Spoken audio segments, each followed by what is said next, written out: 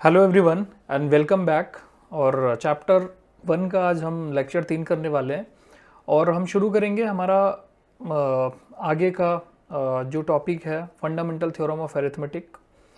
And इस chapter में आप ये भी समझते हो कि जो जो अभी तक हमने पढ़ा है, जैसे हमने अगर नंबर सिस्टम पढ़ा है तो वो प्री रिक्विजिट होता है इस चैप्टर को अच्छे से समझने के लिए, है ना। एंड यूक्लिड डिवीजन लेमा हमने पढ़ा है और यूक्लिड डिवीजन एल्गोरिदम पढ़ा है, तो दोनों ही मेथड्स हैं बहुत इंपॉर्टेंट।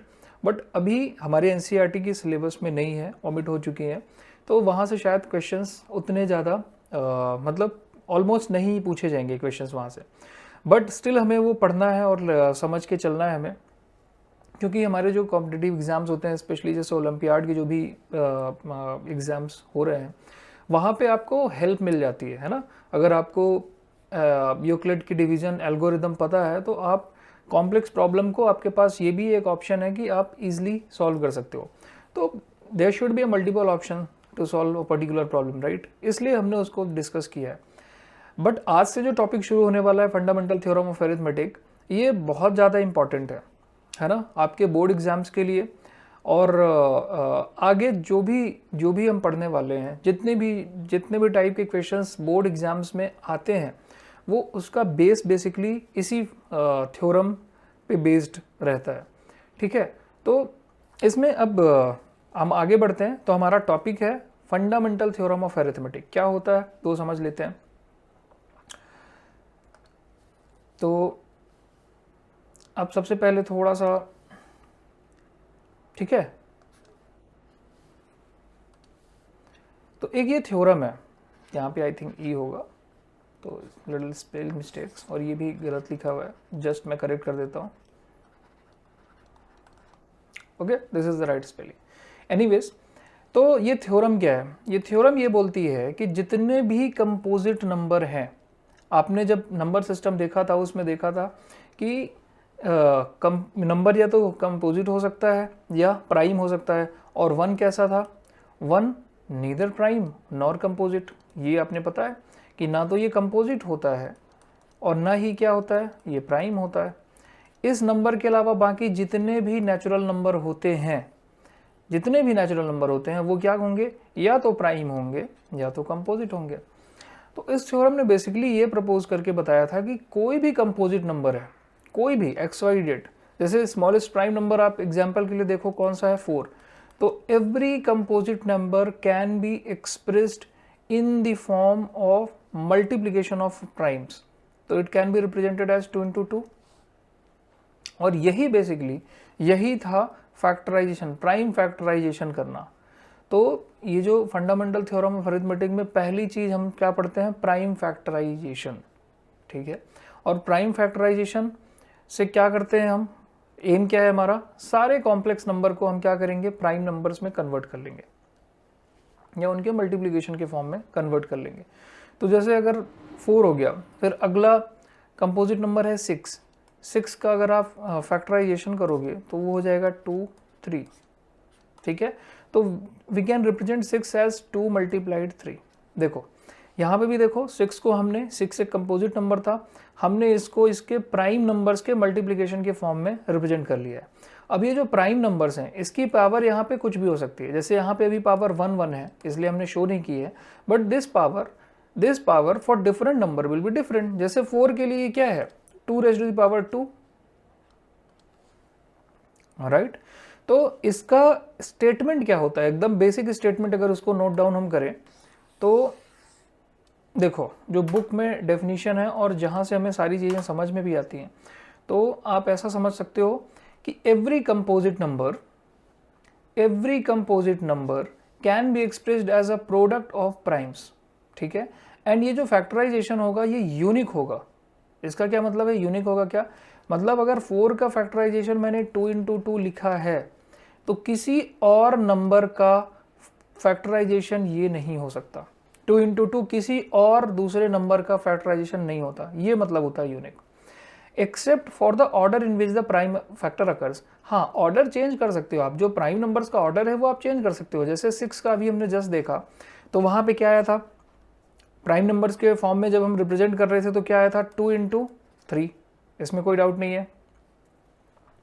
तो अब मैं इसको ऐसा भी लिख सकता हूँ and at the same time मैं इसको ऐसा भी लिख सकता हूँ कि 3 इंटू 2। ठीक है, ये बात है, ये बताने का ये मतलब है कि प्राइम नंबर्स किस ऑर्डर में अगर हो रहे हैं दैट कैन बी डिफरेंट। तो हर नंबर का जो प्राइम फैक्टराइजेशन होगा वो एकदम यूनिक होगा एंड उसके आप चेंज क्या कर सकते हो, प्राइम्स को चेंज कर सकते हो। जैसे पहले 2 लिखा था, फिर बाद में 3, अभी इस वाले में क्या 3 एंड 2, तो ये 1 एंड सेम थिंग हो जाती है। ठीक है, तो डेफिनेशन आपको समझ में आई। Every composite number can be expressed as a product of primes and this factorisation is unique except for the order in which the prime factor occurs. ये सिंपल है।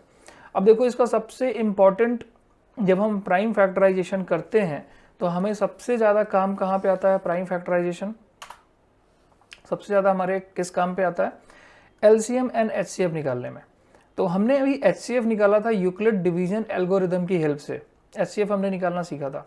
अब हम फैक्टराइजेशन, प्राइम फैक्टराइजेशन मेथड की help से HCF and LCM निकालेंगे। और ये prime factorisation method जो भी है, इसमें हम जो फैक्टर करते हैं कंपोजिट नंबर के, वो कहाँ से, उसका बेस कहाँ से मिला है, फंडामेंटल थ्योरम ऑफ अरिथमेटिक। क्योंकि ये थ्योरम में बोलती है कि हर कंपोजिट नंबर को उसके प्राइम के मल्टीप्लिकेशन के फॉर्म में आप लिख सकते हो। आपके दिमाग में आ रहा होगा शायद कि सर ये तो बहुत बेसिक सी चीज़ है, ये तो हम क्लास 6 से जानते हैं। बट बेटा ये जब थ्योरम्स दी गई हैं या दी जाती थी, तो उस टाइम पे बहुत कम चीज़ें पता होती थी नंबर्स के बारे में, मैथ्स के बारे में, राइट। इसलिए ये थ्योरम्स क्या है, इंपॉर्टेंट होती हैं और इन्हीं थ्योरम के बेसिस पे आप सारी चीज़ें पढ़ना लिखना सीख गए हो। ठीक है, तो अब देखो एलसीएम एंड एचसीएफ ये निकालना हमारा इसमें टारगेट रहेगा। प्राइम फैक्टराइजेशन कैसे करते हैं उसको हम थोड़ा सा डिस्कस करेंगे और फिर हम 1 बाई 1 एलसीएम और एचसीएफ कैसे निकालते हैं इसको देखेंगे। तो आप जानते हैं कोई भी कंपोजिट नंबर होगा, अब बहुत ध्यान से समझना, इसमें 2-3 स्टेप हैं जिससे हमें क्या होगा ना, एक्यूरेट रिजल्ट्स मिलेंगे। तो कोई भी कंपोजिट नंबर है, पहला रूल ये होता है, मान लो फॉर एग्जांपल 16, एक मैंने कंपोजिट नंबर लिया, तो जो सबसे पहला प्राइम नंबर हमें चूज करना है, जो इससे डिवाइड होगा वो लीस्ट वाला चूज करना है। लीस्ट प्राइम नंबर कौन सा होता है, 2, बिल्कुल सही, क्योंकि 1 ना प्राइम होता है ना कंपोजिट होता है, तो लीस्ट प्राइम कौन सा हो गया, 2, तो ये 2 से जाएगा। और 2 से कैसे मतलब 2 16 को कम्प्लीटली डिवाइड करेगा, ये हमें पता कैसे चलता है, 2 के डिविजिबिलिटी रूल से। ऐसे ही हमें सारे डिविजिबिलिटी रूल पता होने चाहिए, है ना। स्पेशली प्राइम नंबर्स के हमें डिविजिबिलिटी रूल्स पता होने चाहिए, एटलीस्ट 13 तक तो पता ही होने चाहिए। तो 2 का डिविजिबिलिटी रूल क्या होता है कि any number in which the unit place is 0, 2, 4, 6, 8, that number will be completely divisible by 2। वैसे ये 16 तो बहुत आराम से दिख भी रहा है कि 2 से डिवाइड हो जाएगा। मैं डिविजिबिलिटी रूल बता रहा हूँ बड़े कॉम्प्लेक्स नंबर के लिए, क्योंकि अभी आप ये जो प्रॉब्लम लिखी हुई है, ये 16 का प्राइम फैक्टराइजेशन करना 4th स्टैंडर्ड या 5th स्टैंडर्ड की बात है। जब आप नंबर्स में डील करोगे वहाँ पे नंबर्स कैसे होंगे, बड़े होंगे, कॉम्प्लेक्स होंगे, थोड़ा समझने में टाइम लगेगा। और जब आप उसको डिविजिबिलिटी रूल आप नहीं जानते होगे अलग अलग नंबर्स के, तो आपका बहुत टाइम वेस्ट कर देगा वो, है ना। तो ज़रूरी नहीं है कि प्रॉब्लम आपने सॉल्व कर दी इतना इनफ है, आपने रिक्वायर्ड टाइम में प्रॉब्लम सॉल्व की या नहीं, that is the main important thing in this competitive world, right. आपके 10th में भी 3 घंटे की ड्यूरेशन होती है, ऐसा तो है नहीं कि आपको एग्जाम दे दिया और बोल दिया कि चलो जब तक में आप कर सकते हो कर लो। So time is limited, so every question needs to be attended कहाँ पे, within a limited time हमें अटेंड करना होता है।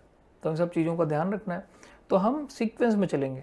तो जैसे ये हमने 2 से डिवाइड किया, कितना आ जाएगा इधर 8, फिर हम अगेन 2 से डिवाइड करेंगे, कितना आ जाएगा 4, फिर हम 2 से डिवाइड करेंगे, ये कितना आ जाएगा 2, अगेन हम 2 से डिवाइड करेंगे, कितना आ जाएगा 1। तो आपने देखा कि 16 का जो प्राइम फैक्टराइजेशन है बेसिकली वो क्या है, वेट। 16 का प्राइम फैक्टराइजेशन मतलब 16 एक कंपोजिट नंबर है, इसको मैं प्राइम्स के मल्टीप्लिकेशन के फॉर्म में कैसे लिख सकता हूँ, 2 इंटू 2 इंटू 2 इंटू 2, ठीक है। और इसी को फिर हम पावर्स के फॉर्म में लिख देते हैं, 2 raise to the power 4, not 5, 4। जब हम इसको पावर के फॉर्म में लिख देते हैं तो जो ये पावर आती है, प्राइम नंबर की जो पावर होती है, इसको हम लोग क्या बोलते हैं, एक्सपोनेंट। ये चीज़ क्या कहलाता है? दिस थिंग, इसको हम बोलते हैं एक्सपोनेंट। क्वेश्चन एमसीक्यू में ऐसा भी आता है कि for a prime factorization of 16 what is the exponent of 2, ऐसा भी क्वेश्चन पूछता है, या 16 या किसी और नंबर के लिए पूछ सकता है, स्पेशली बड़े नंबर के लिए पूछता है, राइट? तो ये चीज़ हम समझ के चलेंगे। आपको ये समझना है कि जब हम छोटा नंबर यूज़ करेंगे, फिर हम बड़ा प्राइम नंबर यूज़ करेंगे, नेक्स्ट प्राइम नंबर कौन सा है? 3। तो यहाँ पे तो ज़रूरत नहीं पड़ी, बट किसी और नंबर में ज़रूरत पड़ सकती है। तो प्राइम फैक्टराइजेशन इस तरह से करना है, फिर आपको उनको ऐसे रिप्रेजेंट करना है, ठीक है? और ये हो गया एक नंबर का प्राइम फैक्टराइजेशन। ऐसे ही दूसरा नंबर का प्राइम फैक्टराइजेशन, ऐसे ही तीसरे नंबर का प्राइम फैक्टराइजेशन। जितने नंबर्स का एचसीएफ या एलसीएम हमें निकालना है, उन सभी का हम प्राइम फैक्टराइजेशन करेंगे, ठीक है? आगे आ जाओ। तो हमको ये समझना है कि HCF and LCM of numbers can be determined by prime factorization, ये हमने अभी डिस्कस किया।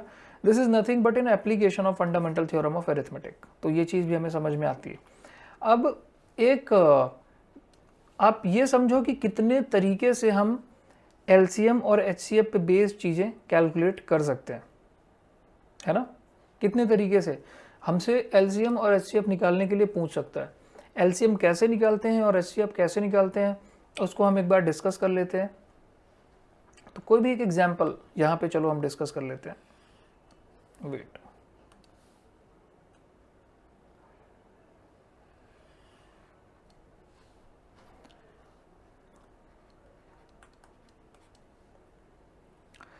ठीक है? तो हम एक एग्जांपल ले लेते हैं। फॉर एग्जांपल 32 एंड कोई भी एक रैंडम नंबर,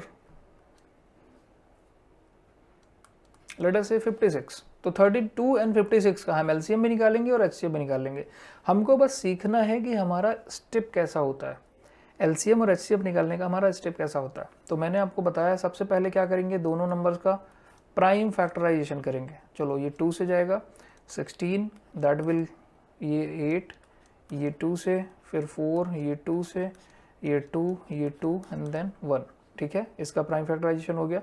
9 56 का करो आप जानते हो इट विल 2 से जाएगा, फिर कितना आ गया 28, अगेन 2 से, 14 अगेन 2 से,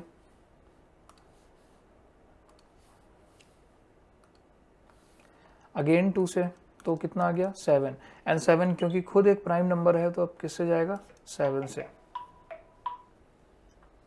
एंड ये 1 आ गया। तो क्या मैं ऐसा लिख सकता हूँ 32 ऐसा लिखा जा सकता है ना, 2 into 2 into 2 into 2 into 2, and 56 कैसे लिख सकते हैं? चलो थोड़ा नीचे से लिखते हैं, क्योंकि अभी हमें एक्सपोनेंट फॉर्म में भी लिखना है, हमने देखा है। और हम 56 को कैसा लिख सकते हैं? We can write like 56 2 into 2 into 2, ठीक है, इंटू 7, ऐसा हम लिख सकते हैं। अब हम इसको लिख लेते हैं x के एक्सपोनेंट फॉर्म में। अभी हम क्योंकि जस्ट शुरू कर रहे हैं तो हमें, है ना, अभी हम एक्सपोनेंट फॉर्म, हमने अभी ये मल्टीप्लिकेशन फॉर्म लिखा, फिर हम एक्सपोनेंट फॉर्म लिख रहे हैं। जब हम थोड़ा सा प्रो हो जाएंगे, प्रो लेवल पे पहुंच जाएंगे, थोड़ा सा हम समझने लगेंगे, तो हम सीधे एक्सपोनेंट फॉर्म में लिखेंगे। तो ये क्या होगा 2 raise to the power 3 and 2 कितना 5, ठीक है? एंड ये कितना हो जाएगा एक्सपोनेंट फॉर्म में 2 raise to the power 3 into 7 raise to the power 1 obviously. तो इसको ऐसे लिख सकते हैं। अब बात है समझने की, एक साइड हम एलसीएम निकालेंगे और दूसरी साइड हम क्या निकालेंगे एचसीएफ।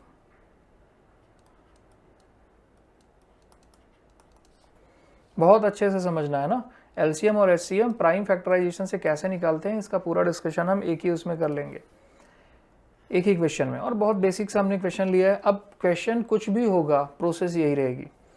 तो एलसीएम निकालने के लिए दोनों में जो कॉमन प्राइम नंबर्स हैं, जो या प्राइम फैक्टर्स हैं, दोनों नंबर में जो कॉमन है, उनकी मैक्सिमम पावर लेनी होती है। जैसे आप यहाँ देखो 2 कॉमन है, तो इसमें हम 2 रेज़ टू द पावर 5 लेंगे, मैक्सिमम पावर लेनी होती है। बट वेट अ मिनट, हमें एलसीएम भी निकालना है और एचसीएफ भी निकालना है। एचसीएफ की कंडीशन ये होती है कि दोनों में जो कॉमन है उसके हमें लीस्ट लेना है, लीस्ट पावर लेनी है। तो एलसीएम और एचसीएफ में सबसे पहले हमें फैक्टर्स कॉमन बनाने पड़ेंगे, बहुत इंपॉर्टेंट है, सारे फैक्टर्स कॉमन बनाने पड़ेंगे, तभी हम एक ही तरीके से निकाल सकते हैं दोनों को। और मेरा पॉइंट ये है बताने का कि आप एक ही चीज़ याद रखो और आपको एलसीएम निकालने में भी प्रॉब्लम ना हो, एचसीएफ निकालने में प्रॉब्लम ना हो। तो स्टेप 1 आपने प्राइम फैक्टराइजेशन कर दिया है। स्टेप 2 में आपको दोनों नंबर्स के फैक्टर्स को कॉमन बनाना है। अब कॉमन बनाना है, इसके लिए क्या करेंगे, देखो इसके जो आपने प्राइम फैक्टराइजेशन किया है इसमें 2⁵ है। क्या 2 के अलावा इसमें कोई और नंबर है? हाँ सर है, 7 है, ये 7 है। तो आप क्या करो, 7⁻⁴ यहाँ 0 से मल्टीप्लाई कर दो, इसको कॉमन बनाना है दोनों को। अगेन इस वाले में आ जाओ, यहाँ 2 and 7 है। अभी देखो यहाँ पे कोई ऐसा है क्या जो इनके अलावा हो, जैसे 2 and 7 के अलावा कोई प्राइम नंबर हो, 3 हो या कुछ ऐसा, कुछ भी नहीं है, तो मतलब ये करेक्ट है।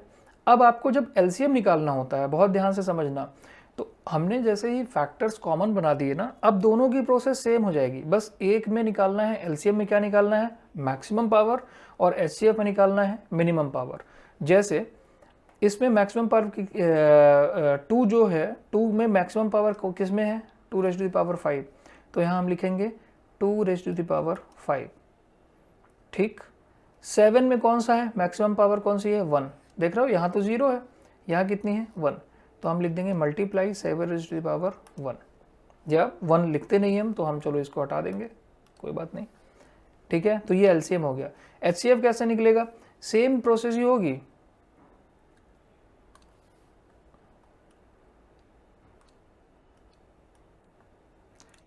समझना है ना, सेम प्रोसेस होगी। और कैसे काम करेंगे, काम वो देखो, एचसीएफ निकालने में हमें कॉमन तो है ही, कॉमन तो हमारे दोनों हैं ही, अब हमें इस बार मिनिमम पावर लेनी है मल्टीप्लिकेशन करने के लिए। तो 2⁵5 यहाँ पे है, 2⁵3 यहाँ पे है। मुझे बताओ मिनिमम पावर कौन सी है, मिनिमम वाली ये वाली हो गई। इन दोनों नंबर में 2 की मिनिमम पावर ये हो गई, क्योंकि ये तो 2⁵5 है, ये 2⁵3 है। तो एचसीएफ निकालने में हम क्या लेंगे, 2⁵3 एंड मल्टीप्लाई 7। अब हमने कॉमन बनाया है और 7⁻0 इज 1 ओनली, तो हमारा कुछ फ़र्क भी नहीं पड़ा, बट हमारा क्या हो गया है, जो प्राइम फैक्टराइजेशन है उसमें कॉमन हो गया है। तो अब 7 की पावर 1 है यहाँ पे, और यहाँ 7⁻0 है। तो एचसीएफ निकालने में हमें मिनिमम लेनी होती है, तो हम यहाँ पे क्या मल्टीप्लाई करेंगे, 7⁻0, मिनिमम इज 0। तो यहाँ से क्या निकल के आ जाएगा हमारा नंबर, ये obviously 2⁵5 is how much, 32 and multiplied 7। HCF क्या निकल के आ जाएगा, ये 8 एंड ये तो हो गया क्या 1, तो ये हो जाएगा हमारा 8 और ये हो जाएगा ऑब्वियसली जो मल्टीप्लिकेशन में आएगा, तो आप लिख लो इसको चाहे, तो ये 14 का 4 1 22 2 2 4। तो ये हमारा एलसीएम रिपोर्ट हम कर देंगे और ये हमारा हम एचसीएफ रिपोर्ट कर देंगे। ये चीज़ आई होप अच्छे से समझ में आई होगी, बहुत इंपॉर्टेंट है ये, है ना, ये चीज़ बहुत ज़्यादा इंपॉर्टेंट है। अब एलसीएम और एचसीएफ निकालना हमने सीख लिया है। अब पूछता कितने टाइप से है, वो है जहाँ से क्वेश्चंस आते हैं, उस पर हमें बहुत ज़्यादा फोकस्ड रहना है और 1 by 1 अब हमें एप्लीकेशन देखना है कि पूछने का उसका तरीका कितने टाइप का है। एंड आई होप इस पे हम एलसीएम और एचसीएफ निकालने का हमने एक फंडामेंटल बेसिक तरीका सीख लिया है। अब नंबर 3 हो 2 हो, सब में यही यूज़ होगा। प्राइम फैक्टराइजेशन नंबर का करो, फिर हर नंबर को उसके एक्सपोनेंट के फॉर्म में लिखो, सारे एक्सपोनेंट सारे जो फैक्टर्स हैं उनको क्या बनाओ, कॉमन बनाओ, और फिर एलसीएम निकालते समय मैक्सिमम पावर सारे प्राइम नंबर्स की मैक्सिमम पावर्स को मल्टीप्लाई कर लो और एचसीएफ निकालते समय लीस्ट पावर्स को मल्टीप्लाई कर लो। ठीक है, अब आ जाते हैं हम अपने मेन टॉपिक पे जहाँ से क्वेश्चंस बनते हैं और बहुत सारे और बहुत इंपॉर्टेंट क्वेश्चंस यहाँ से पूछे जाते हैं और जो बेसिकली आपके एग्जाम्स में आने वाली ये चीज़ वो डिस्कस करते हैं। तो एप्लीकेशन नंबर 1, पहला एप्लीकेशन क्या है, एलसीएम और एचसीएफ निकालने का। कि भाई product of the two number क्या होता है, ये एप्लीकेशन नंबर 1 है, product of the two number will be equals to LCM of the numbers and HCF of the numbers. अब एक एग्जांपल से समझो, एग्जांपल भी हमारे साथ में है। जैसे बोल रहा है कि the HCF and LCM of any two numbers are 63 and 1260। समझ में आ रहा है? गिवन क्या है, ऐसे ही लिखना है हमें। एग्जाम में भी क्वेश्चन अगर 2 मार्कर का आता है और चाहे 2 मार्कर को हो, 3 मार्कर को हो, 5 मार्कर को हो, हमें ऐसे लिखना है। तो एचसीएफ क्या है यहाँ पे 63 एंड एलसीएम क्या है, एलसीएम इज 1260। चलो इतना समझ में आ रहा है। बोल रहा है आगे कि if one of the two numbers is 315 find the other numbers. देखो application of fundamental theorem of arithmetic हमें क्या बोलती है कि दोनों नंबर का आप प्रोडक्ट करो तो वो बराबर होगा LCM of the numbers and HCF of the number. तो अगर मैं मान लेता हूं कि दूसरा नंबर फॉर एग्जांपल x है, तो क्या मैं ऐसा कर सकता हूं कि product of the two number, पहला नंबर तो है 315, तो मैं लिख सकता हूं कि यहां पे ऐसे लिख देना है कि एज पर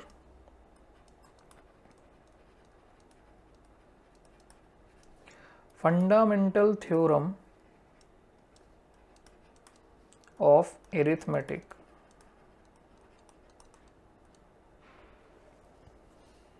क्या product of the two number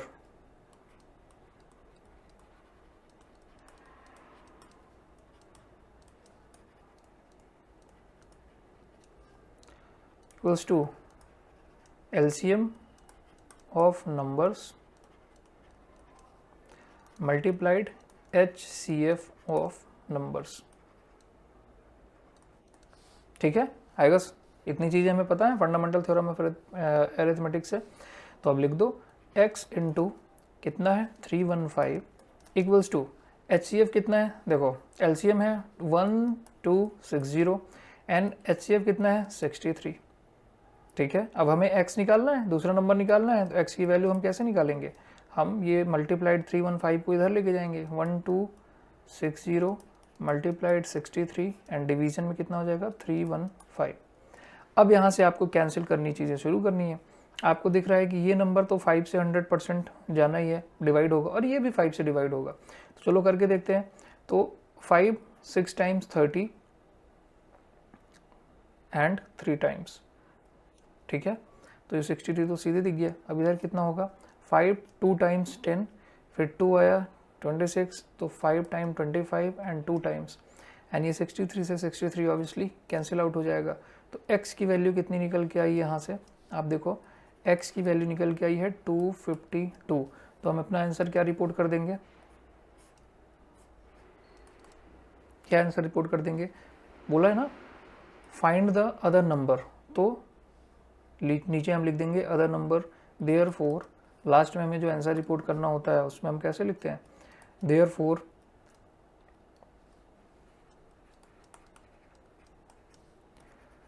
other number is 252। Board में आपको इसी तरीके से लिखना है, जो भी डेटा हमें गिवन होता है पहले हम उसको गिवन लिखते हैं, राइट।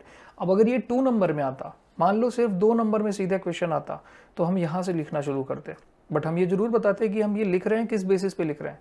तो हम जानते हैं product of 2 number equals to LCM, ठीक। और अगर 3 में आता तो फिर हम गिवन से लिखना शुरू करते, 3 में आता, 5 में आता, 2 में आता, मतलब 4 में आता, तो हम यहीं से लिखना शुरू करते।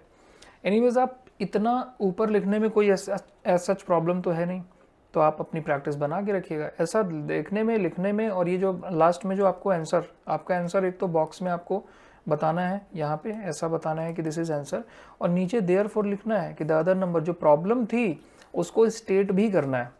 तो ये बहुत इंपॉर्टेंट एस्पेक्ट होते हैं। अब आप बोर्ड एग्जाम में अपियर होगे, इसलिए मैं सारी चीज़ें बताते हुए चल रहा हूँ साथ में, है ना। कोई मुझे शॉर्टकट नहीं लेना है, मुझे हर एक चीज़ जो इंपॉर्टेंट है वो बतानी है। और हम क्योंकि जस्ट शुरू कर रहे हैं इसलिए each and everything is important. तो पहला एप्लीकेशन आपको समझ में आ गया फंडामेंटल थ्योरम ऑफ अरिथमेटिक का। अब एलसीएम और एचसीएफ पे ही बेस्ड दूसरे एप्लीकेशन या दूसरे टाइप की जो प्रॉब्लम्स पूछी जाती हैं उस पर आ जाते हैं हम। तो सेकेंड नंबर में आप देखोगे, सेकेंड टाइप में बोल रहा है to find the greatest number that will exactly divide, ऐसा क्वेश्चन आएगा सीधे। क्वेश्चन क्या आएगा, फाइंड द ग्रेटेस्ट, देखो एग्जाम्पल नीचे लिखा है उस पर आएंगे हम, to find the greatest number that will exactly divide x Y z, ठीक है, ये प्रॉब्लम होगी। तो अगर ऐसा नंबर है हमें चाहिए, ग्रेटेस्ट नंबर चाहिए that will exactly divide x y and z, तो ग्रेटेस्ट नंबर बताओ जो तीनों एक्स वाई और जेड कोई नंबर हैं, इन तीनों को डिवाइड करे, और नंबर कैसा होना चाहिए, बड़ा से बड़ा ऐसा नंबर बताओ जो इन तीनों को कंप्लीटली डिवाइड करे। तो ये हमें समझ में आती है HCF और LCM का जब हमने डिस्कशन किया था।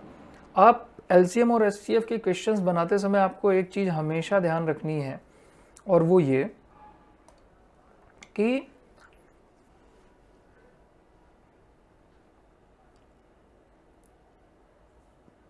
सबसे इम्पॉर्टेंट चीज़ आपको जो याद रखनी है और ध्यान रखनी है वो ये है कि जब आप HCF निकाल रहे होंगे, जब आप HCF निकाल रहे होंगे तो उसमें ग्रेटेस्ट वर्ड यूज़ होगा। And at the same time आपको ये भी समझना है कि कोई मतलब छोटी चीज़ बड़े नंबर्स को क्या कर रही होगी, डिवाइड कर रही होगी, या कोई छोटा नंबर बड़ा नंबर बन रहा होगा। यहाँ पे निकालना क्या है, find the greatest number that will exactly divide this number, मतलब ये तीन नंबर को एग्जैक्टली डिवाइड करने वाला ग्रेटेस्ट नंबर मुझे बताओ। तो रिक्वायर्ड नंबर क्या हो जाएगा, HCF of x Y z, क्या हो जाएगा, HCF of x Y z. सीधा आपको समझ में आनी चाहिए, समझ रहे हो, एप्लीकेशन है, क्वेश्चन एग्जैक्टली ऐसे पूछता है। क्या पूछता है, देखो इधर, मैं अब इधर सॉल्यूशन बनाता हूँ इसका, हम इसका सॉल्यूशन करते हैं। पूछ रहा है एग्जैक्ट, ऐसे प्रॉब्लम आ जाती है, find the greatest number that will exactly divide 200 and 320। तो ऐसा नंबर और ऐसा ग्रेटेस्ट नंबर बताओ जो इन दोनों को एग्जैक्टली डिवाइड कर देगा। मतलब HCF की बात हो रही है ना, नंबर ध्यान रखो, वो नंबर पता करना है हमें, और HCF तो एक ही नंबर होता है। तो इन दोनों नंबर को एग्जैक्टली डिवाइड करने वाला greatest number will be highest common factor, इन दोनों नंबर का हाईएस्ट कॉमन फैक्टर होगा, क्योंकि फैक्टर्स ही इन दोनों को क्या करेंगे, डिवाइड करेंगे। और वो कैसे होने चाहिए, कॉमन नंबर होना चाहिए एंड ग्रेटेस्ट होना चाहिए, क्योंकि यहाँ पे पूछा है ना कि इन दोनों को डिवाइड करने वाला, मतलब कॉमन फैक्टर एक तो चाहिए और सबसे बड़ा चाहिए। बहुत सिंपल सी लॉजिक में आप समझो, ये समझ में आता है हमें। इसका LCM और HCF करना, देखो प्रोसेस उसमें कोई प्रॉब्लम नहीं है, उसकी हमें प्रोसेस पता है। तो हम सबसे पहले क्या करेंगे, 200 को फैक्टराइज करेंगे, क्या होगा 100। 2 से देखो है ना, पहला हम नंबर चूज करेंगे prime number, smallest prime number, फिर हम 2 से करेंगे 50 आएगा, फिर हम 2 से करेंगे इस बार 25 आएगा, फिर हम 2 से करेंगे, सॉरी नॉट, अब 2 से नहीं होगा ऑब्वियसली, किससे होगा, 5 से, यहाँ 5 आएगा and 5 and will comes out to be 1। Again 320 को भी कर लो, 320, 2 से करेंगे कितना आएगा 160, अगेन 2 से कितना 80। बहुत बेसिक चीज़ें, इसलिए यहाँ पे हम अपना टाइम वेस्ट नहीं करेंगे। फिर कितना आ जाएगा 40, फिर 2 से 20, फिर 2 से हाउ मच 10, फिर 2 से 5, फिर 5 से हाउ मच 1। अब हम यहाँ पे लिख लेंगे 200 को हम एक्सपोनेंट फॉर्म में लिखते हैं। 200 देखो, पहले मैंने मल्टीप्लिकेशन के फॉर्म में लिखा था, अब मैं एक्सपोनेंट के फॉर्म में लिखूंगा। तो ये हमें समझ में आता है कि 2⁻³ इंटू 5⁻², ये चीज़ समझ में आती है। तो इसको हम लिख लेंगे 2⁻³ इंटू 5⁻², ठीक है। अब इस पे देखो 320 में देखो, तो इसको हम क्या लिख सकते हैं, 320 इक्वल्स टू 2⁻6 इंटू 5⁻1, तो 2⁻6 इंटू 5⁻1 ऐसा लिख सकते हैं। अब हमारा स्टेप नंबर 2 क्या था, सारे फैक्टर्स को कॉमन बनाना, मतलब दोनों में बनाना। तो आप यहाँ से देख रहे हो कि 2 and 5 के अलावा, 2 and 5 के अलावा इसमें कुछ और है क्या, नहीं है, तो कॉमन बनाने की कुछ ज़रूरत ही नहीं है। इसमें भी 2 and 5 ओनली है, इसमें भी 2 and 5 ओनली है, तो हमें कॉमन बनाने वाला स्टेप यहाँ पे नहीं करना पड़ा। अगर for example, just for example, यहाँ पे मल्टीप्लिकेशन में 7 होता, 7 यहाँ पे भी होता, एग्जाम्पल बता रहा हूँ, यहाँ कोई दूसरा नंबर होता और 7 मल्टीप्लिकेशन में होता, तो यहाँ फिर हम 7⁻0 कर देते हैं, ठीक है, जैसा लास्ट टाइम किया था। तो ये हम समझते हैं। अब आगे देखो कि हमें क्या निकालना है, HCF निकालना है ना, क्योंकि हमें एक बड़ा से बड़ा नंबर पता करना है जो दो नंबर्स को डिवाइड करता हो। तो ऑब्वियसली उन दोनों नंबर्स का वो कॉमन फैक्टर होगा, एंड बड़ा से बड़ा उसने बोला है कि ग्रेटेस्ट नंबर पता करो, तो मतलब greatest common factor, greatest common factor या हाईएस्ट कॉमन फैक्टर HCF। तो अब HCF निकालना है हमें। HCF निकालने के लिए हम क्या करते थे, HCF निकालने के लिए जो कॉमन है उनकी लीस्ट पावर लेते हैं HCF के लिए। तो यहाँ क्या हो जाएगा 2⁻³ लीस्ट हो गई, एंड यहाँ पे क्या हो जाएगा लीस्ट 5⁻1। ठीक है, तो ये चीज़ कितनी हो जाएगी 8 एंड ये हो जाएगी 5। तो HCF इन दोनों को कितना आ जाएगा 40। ठीक है, ये चीज़ हमें समझ में आती है। क्लियर है?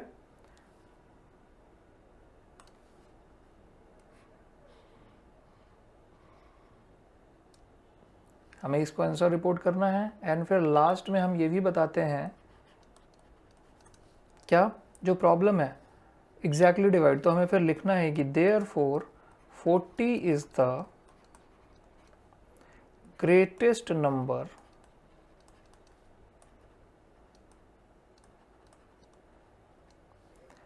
that will exactly divide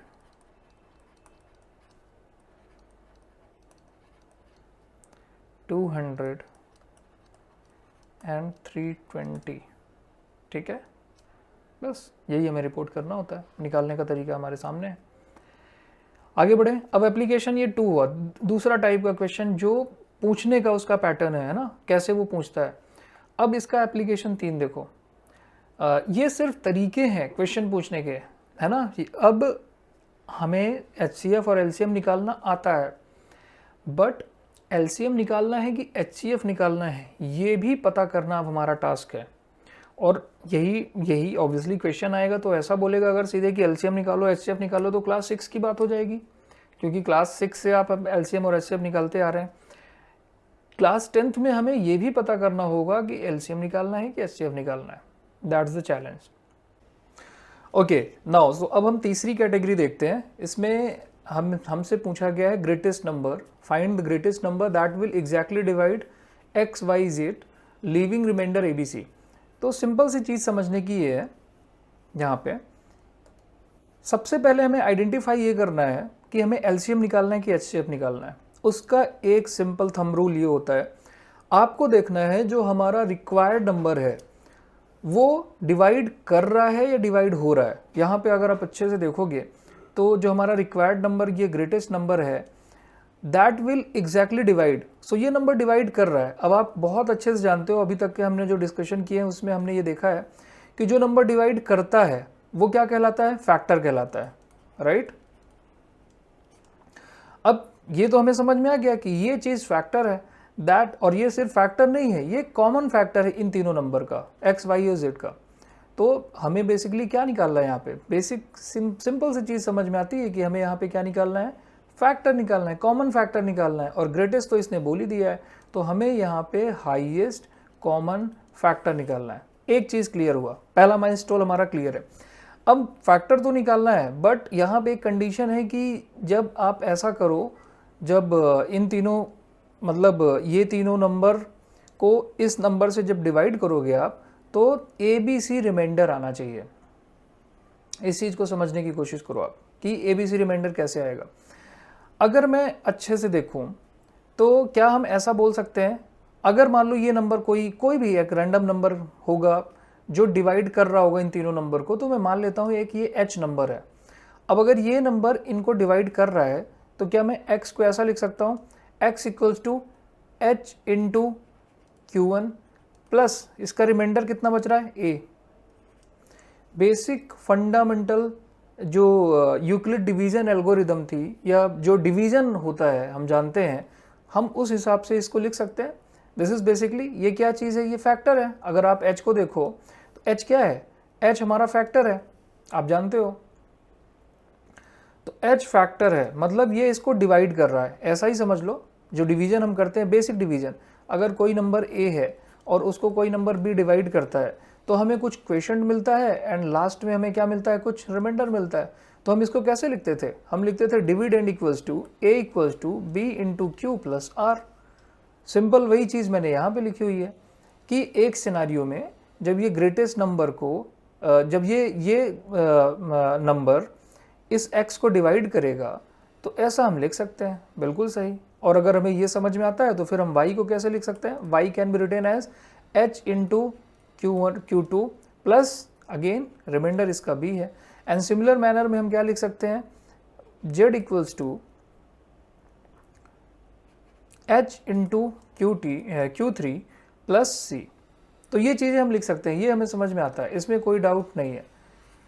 अब आप जरा हल्का सा थोड़ा सा पीछे वाले उस पे जाना, वहाँ पे लीविंग नो रिमाइंडर था, है ना, मतलब वो एग्जैक्टली डिवाइड कर रहा था और कोई रिमाइंडर छूट नहीं रहा था। तो उस केस को हम कैसे लिख सकते हैं, जरा उसको हम उस केस को भी यहाँ पे देख लेते हैं जस्ट अपने रेफरेंस के लिए। वहाँ से हमें चीज़ें समझ में आ जाएंगी और हमें ये भी समझ में आ जाएगा कि हमारा रिक्वायर्ड नंबर क्या है। तो अगर पीछे वाला केस होता और रिमाइंडर 0 होता तो हम कैसा लिख पाते, x equals to h into Q1 basically, y equals to h into Q2 and z equals to h into क्या Q3। यहाँ आपको दिख रहा है क्या कि ये जो h है ये कॉमन तो है ही, h जो है ये कॉमन फैक्टर तो है ही, इसका भी फैक्टर है, इसका भी फैक्टर है और इसका भी फैक्टर है ना, ये कॉमन तो है ही। और ऑब्वियसली क्वेश्चन में ही हमें ग्रेटेस्ट निकालना था, तो मतलब ये जो फैक्टर है ये इन तीनों का कॉमन भी है और ग्रेटेस्ट भी है। तो इसीलिए हमने पिछले केस में क्या बोल दिया था कि रिक्वायर्ड नंबर हमारा क्या होता था उस केस में, HCF of x y z। ठीक है, सिंपल ये होता था। इस केस में जरा आप बताओ कि HCF क्या होगा। तो इसको करने के लिए हम क्या इस चीज़ को ऐसे लिख सकते हैं, इस एक्सप्रेशन को, कि हम ये सारी चीज़ें इधर भेज दें, x minus a equals to h into Q1, now y minus b equals to h into Q2 and z minus c equals to h into Q3। अब यहाँ से देखना है कि ये नंबर अगेन किस चीज़ को, इन तीनों को क्या कर रहा है, इन तीनों को कॉमनली डिवाइड कर रहा है ना। मतलब हमारा जो रिक्वायर्ड नंबर होगा वो इस केस में क्या हो जाएगा, इस केस में हो जाएगा, let me change the colour so that you can understand in a better way. तो इस केस में जो हमारा HCF हो जाएगा इस केस में जो हमारा रिक्वायर्ड नंबर वो हो जाएगा HCF of very simple x minus A, y minus B and z minus C. बिल्कुल हमें क्रिस्टल क्लियर समझ में आना चाहिए। अगर हम किन्हीं दो नंबर को ऐसे लिख सकते हैं तो मतलब ये h क्या है, इसका फैक्टर है, इसका भी फैक्टर है, इसका भी फैक्टर है, तो तीनों का कॉमन फैक्टर है ना। और ऊपर से हम तो लेके ही आए हैं कि ये ग्रेटेस्ट नंबर है जो बेसिकली इनको डिवाइड कर रहा है। तो हमने रिक्वायर्ड नंबर पता करने के लिए इन तीनों नंबर का x, y और z का क्या निकाला था, HCF निकाला था। सिमिलर मैनर में वही सिचुएशन हमने फिर से क्रिएट कर दी है जहाँ पे h क्या कर रहा है, कॉमनली डिवाइड कर रहा है, बट इस बार गिवन सिचुएशन के हिसाब से h डिवाइड कर रहा है x माइनस ए को, y माइनस बी को और z माइनस सी को, है ना। तो बहुत अच्छे से समझना है इस चीज़ को कि जो हमारा कंडीशन गिवन थी क्वेश्चन में वो ये गिवन थी कि भाई रिमाइंडर बच रहा है और हमें तलाश थी हमारे h की, है ना। h कैसे निकलेगा, तो h निकालने का तरीका हमको यहाँ से दिख भी रहा है कि h तो भाई क्या है, कॉमन फैक्टर है तीनों का, और है किसका, अभी हम नहीं बोल सकते हैं कि h कंप्लीटली डिवाइड कर रहा है, बट इस केस में हम बोल सकते हैं ना कि h x minus A, y minus B और z माइनस सी तीनों को कंप्लीटली डिवाइड कर रहा है, तो h is a common factor. इसीलिए हम इस केस में हमारा रिक्वायर्ड नंबर क्या हो जाता है, HCF of x minus A, y minus B and z minus C. इस चीज़ को बहुत अच्छे से समझना, और ये सारे केसेस बहुत इंपॉर्टेंट हैं। क्वेश्चन डायरेक्टली ऐसे ही आता है, एक क्वेश्चन हम इस पे करके देखते हैं तो हमारी आई थिंक बेटर अंडरस्टैंडिंग होगी। तो इसको आप, ये मैंने समझाने के लिए बताया है, आप इस चीज़ को सिर्फ अंडरस्टैंडिंग पॉइंट से आपको अंडरस्टैंडिंग रहनी चाहिए कि जो भी रिजल्ट हम लिख रहे हैं उसके पीछे का बैकग्राउंड क्या है। एनीवेज, अब हम आगे चलते हैं और इसमें हमारा रिक्वायर्ड नंबर हमने मेंशन कर दिया है, इस पे बेस्ड हम एक क्वेश्चन करेंगे, है ना। इसको आप मार्क कर लो, हमारा रिक्वायर्ड नंबर इस केस में क्या था, H C of X X minus A X Y minus B and Z minus C. ठीक है, किसी को समझने में प्रॉब्लम होती है डायरेक्टली भी याद रख सकता है, 3-4 तो केस ही है, इतना तो हम याद रख ही सकते हैं। बस हमें पता ये होना चाहिए कि जो हमारा रिक्वायर्ड नंबर है दैट ग्रेटेस्ट नंबर है ना, यही फाइंड करना है ना हमें, इज दैट ये नंबर डिवाइड कर रहा है कि डिवाइड हो रहा है। तो एज सिंपल एज दैट। एक क्वेश्चन हम करेंगे इस पे बेस्ड।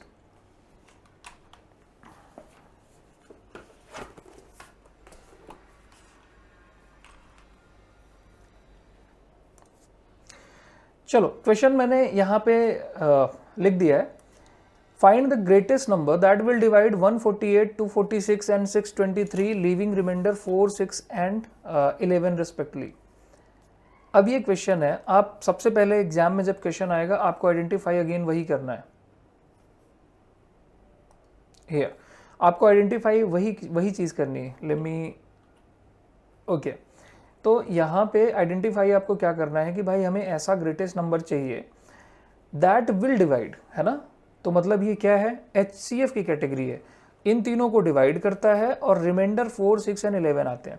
तो हमारा रिक्वायर्ड नंबर हम देख के आए क्या होता है। चलो मैं इसको जरा रिक्वायर्ड नंबर हमारा क्या हो जाता है इस केस में,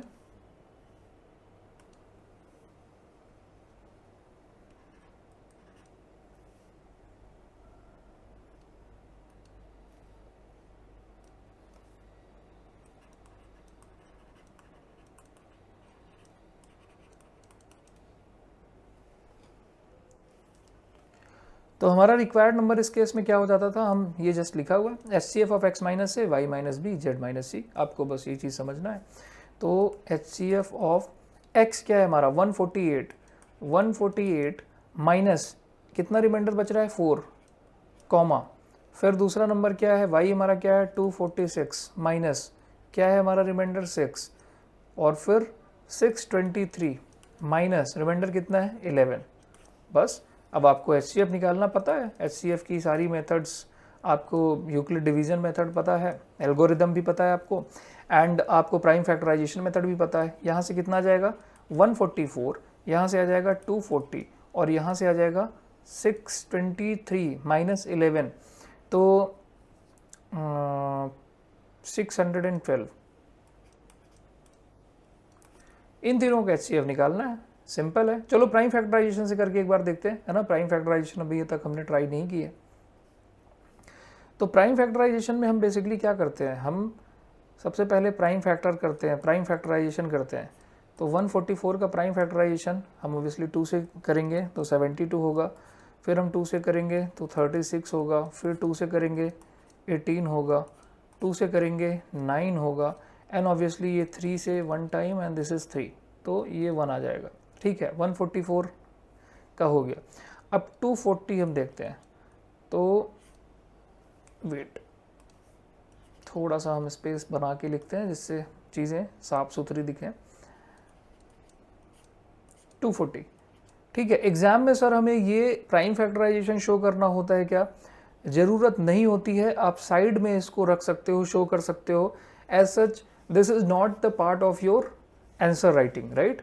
ये सिर्फ आपका प्राइम फैक्टराइजेशन आपका एक मेथड है, जैसे आप मल्टीप्लिकेशन करते हो रफ वर्क में, है ना, डिवीजन करते हो, उसी तरीके से prime factorization is also your rough work part.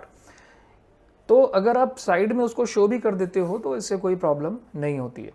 Now 122 ये कितना हो जाएगा 60, ये कितना हो जाएगा 30, नाउ दिस विल अगेन 15, है ना। अब आ जाएगा 3 आ जाएगा 5 और ये फिर 5 से 1 तो ये 1 हो जाएगा। अब हम करते हैं 612 का 2, तो 612 मतलब 306, है ना। 2 से डिवीजन मतलब हाफ लिख देना है सीधे हमें, 153।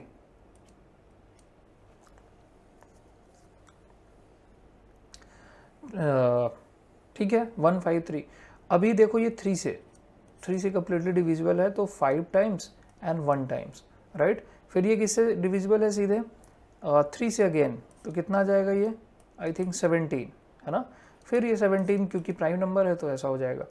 तो प्राइम फैक्टराइजेशन में मैंने आपको बताया है सबसे पहले इधर चलो थोड़ा सा मैं स्पेस बना के बता देता हूँ आपको कैसे स्टेप फॉलो करना है ना। ये आपका रफ वर्क है, अभी तक जो मैंने किया है सारा कुछ रफ वर्क है। अब आपको एक्सपोनेंट के फॉर्म में लिखना है अपने सारे नंबर को। तो 144 can be written as 2 raise to the power 4 multiplied 3 raise to the power 2, ठीक है। फिर हम 240 को क्या लिख सकते हैं, 2 रेज टू द पावर 4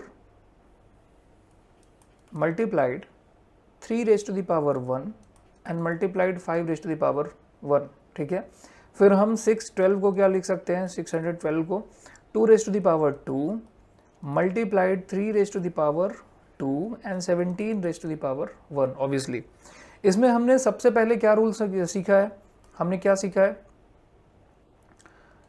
हम जानते हैं कि सबसे पहले हम कॉमन बनाते हैं, ये सारे फैक्टर्स को हम क्या बना लेते हैं, कॉमन बना लेते हैं। तो जस्ट देखो, अब हम रूल हमें फॉलो करना है। इसमें 2 है और 3 है, इन दोनों में 2 एंड 3 के अलावा जो भी फैक्टर्स हैं वो हम यहाँ पे सीधे लिख लेंगे। तो इसमें देखो 2 एंड 3 के अलावा क्या है, 5, तो 5 raise to the power 0 form में लिख लेना है। फिर इसमें देखो 2 एंड 3 के अलावा क्या है, 17 raise to the power 0, as simple as that. Next में देखो 2, 3 एंड 5 के अलावा 2, 3 एंड 5 के अलावा जो कुछ है आपको सिर्फ यहाँ ऊपर से देख लेना है।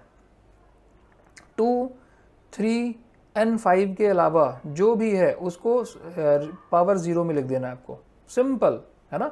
एक बार आपने इस चीज़ को कैटर कर लिया ना नीचे के लिए, फिर आप यहाँ से सिर्फ ऊपर वाला देख सकते हैं कि 2, 3 एंड 5 के अलावा यहाँ ऊपर क्या चीज़ प्रेजेंट है।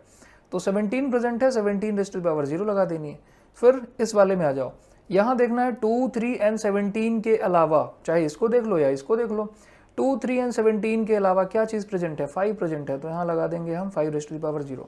अब हमारे लिए HCF निकालना, हमको पता है कि HCF is basically nothing but a product of the lowest factors, lowest exponent factors. मतलब बेसिक ऐसा समझो कि जिन फैक्टर्स की पावर सबसे कम होती है उनका मल्टीप्लिकेशन हमें लिखना है। तो 2 के केस में देखो सबसे कम पावर क्या है, 2 रेज़ टू द पावर 2, ये लिख दिया हमने। फिर इसको 3 के केस में देखो सबसे लोएस्ट पावर क्या है, सबसे लोएस्ट पावर क्या है, नो 3, इसमें 2 है, इसमें 1 है, इसमें 2 है, तो 3। अगेन 5 के केस में लोएस्ट पावर, ये 0 तो है ही, 0 से तो नीचे हो ही नहीं सकता, 5 raise to the power 0 and again 17 raise to the power 0। तो ये दोनों टर्म तो क्या हो जाते हैं हमारे, 0 हो जाते हैं। ये हो जाता है 4 और ये हो जाता है 3, तो 4 मल्टीप्लाई 3 12। तो 12 is the greatest number that will exactly divide, sorry 12 is the greatest number that will divide 148, 246 and 623, leaving remainder 4, 6 and 11 respectively. So your answer is 12। आप इसको आंसर मार्क कर सकते हो कि, है ना। और ये चीज़ें हमें बहुत अच्छे से समझ में आती हैं, राइट। बहुत बेसिक सी प्रॉब्लम थी, बट यही प्रॉब्लम जब एग्जाम में आ जाती है ना, उस समय हमें बहुत सारे कन्फ्यूज़न होते हैं कि सर माइनस करना था, प्लस करना था, टोटल में करना था कि नहीं करना था। तो उसके लिए ही मैंने ये फंडामेंटल आपको यहाँ पे क्लियर कर दिए, ठीक है।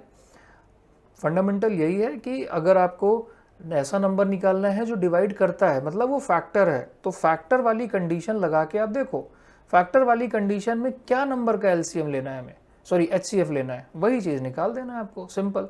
अब अगला केस देखते हैं। To find the least number which is exactly divisible by XYZ। अब लीस्ट नंबर पता करना है, तो बेसिकली ये नंबर डिविजिबल है, मतलब ये नंबर क्या होगा, ये डिवाइड हो रहा है ना। बहुत छोटी छोटी चीज़ें हैं, ये नंबर डिवाइड हो रहा है, this number is getting divided. आप ध्यान से देखोगे, क्योंकि ये नंबर डिवाइड हो रहा है इसलिए यहाँ पे एलसीएम की रिक्वायरमेंट है ना। और एलसीएम ऑफ XYZ हम सीधे निकाल देंगे, हमारा काम हो जाएगा। बट बिफोर दैट मैं आपको लेके चलता हूँ एक HCF का लास्ट केस जो है उस पे लेके चलता हूँ, है ना। एक बार हम वो कवर कर लेते हैं, फिर उसके बाद हम इधर भी आएंगे। This is LCM case HCF का, ये रहा, नॉट दिस, वेट,